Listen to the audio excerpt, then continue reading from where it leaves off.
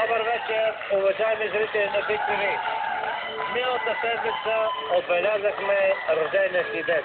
Днес, 15 май 2006 година, започва първата кампания от третата година на вот на доверие.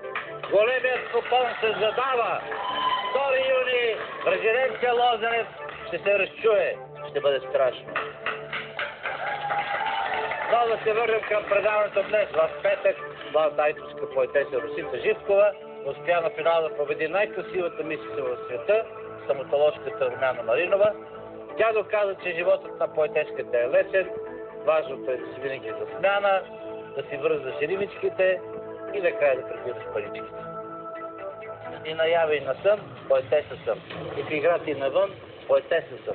Като рецитирам всички викат хъм, защото поетеса съм.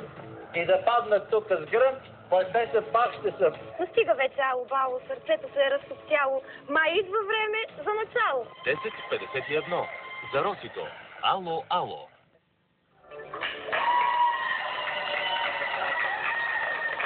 Росито, имаш голямо семейство, 203.